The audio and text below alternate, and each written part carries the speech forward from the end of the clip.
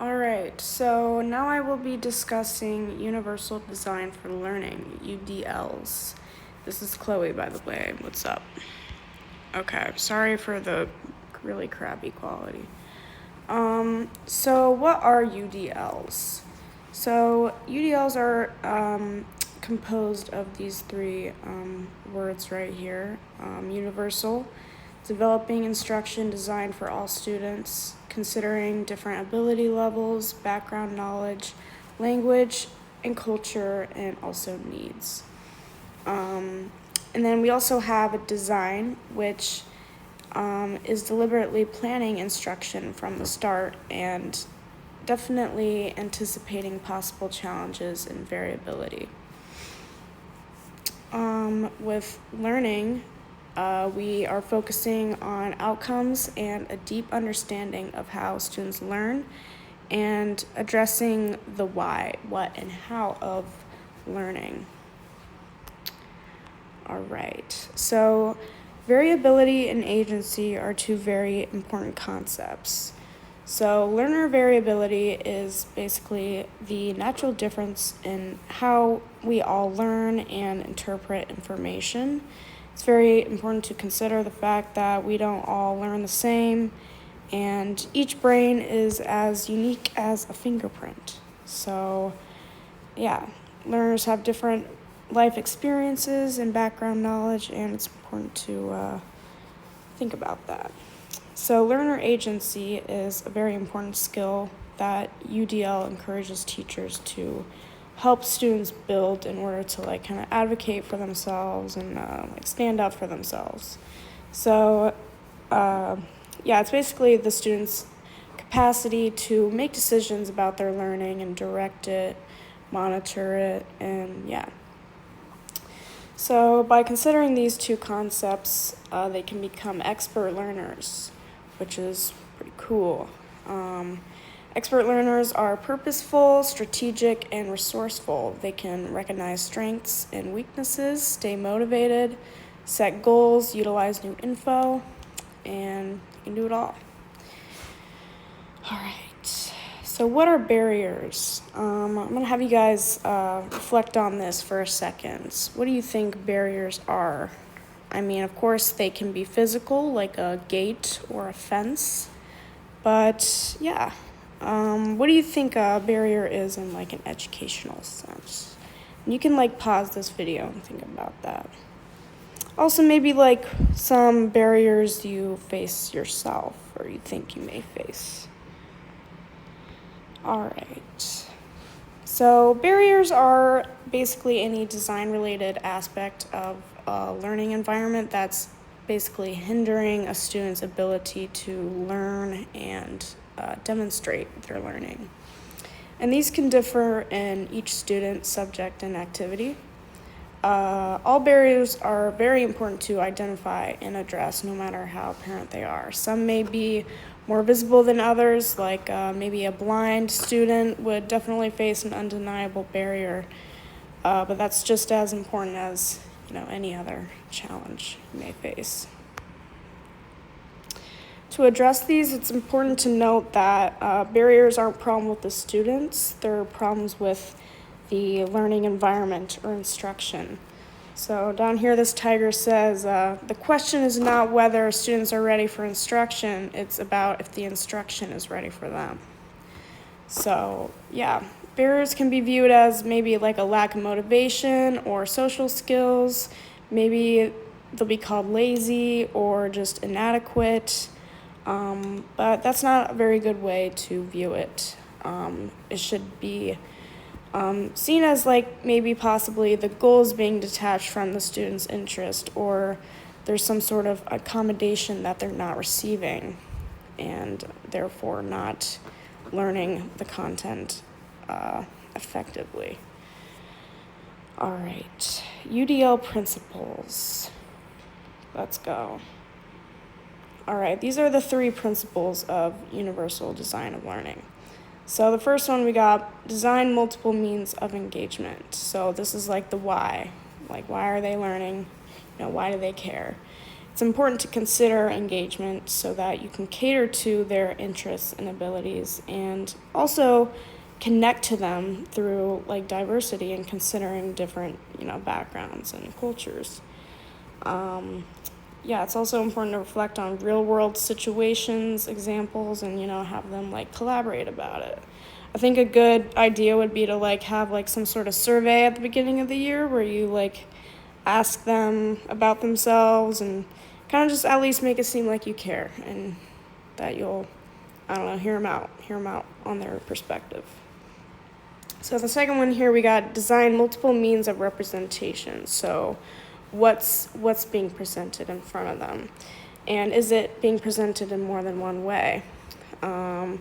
Providing just like text-based information can be kind of boring after a while and not even engaging, and it's good to represent information in a way that can guide them through the process.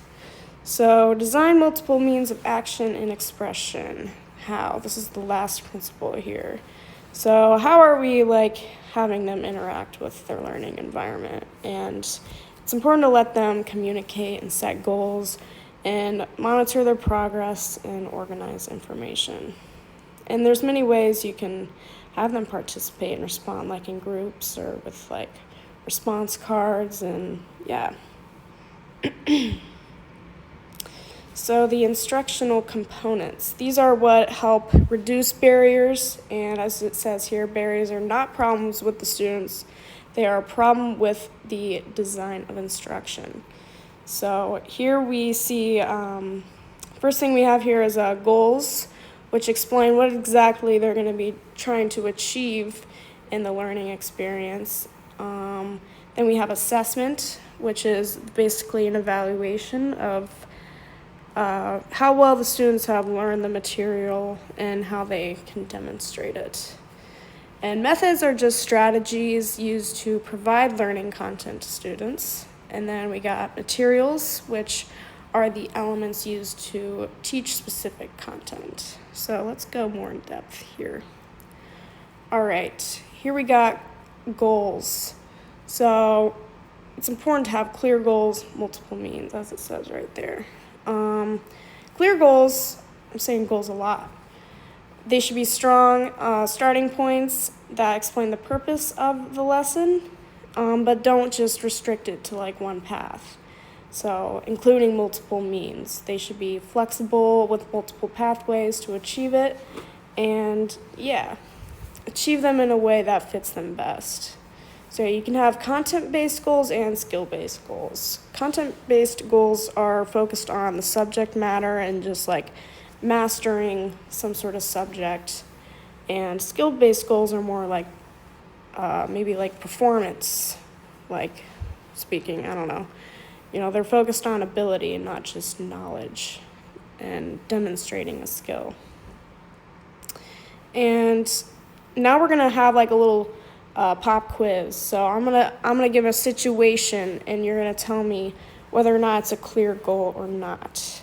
So this first situation we got is a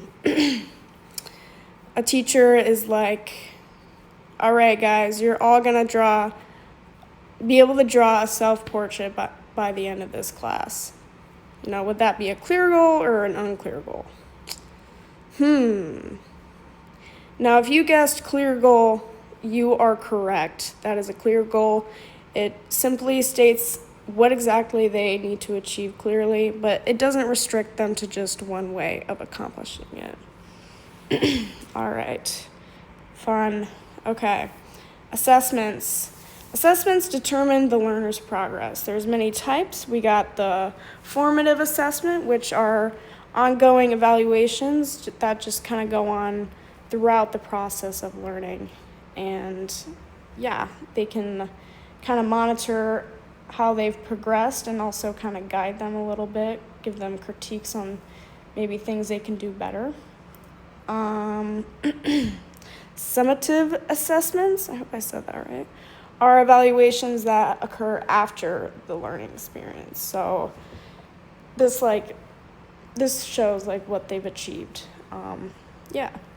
And then self-assessments are also another option. It doesn't just have to be the teacher who calls all the shots. You can have the students evaluate their own progress and determine how well they think they've received the information.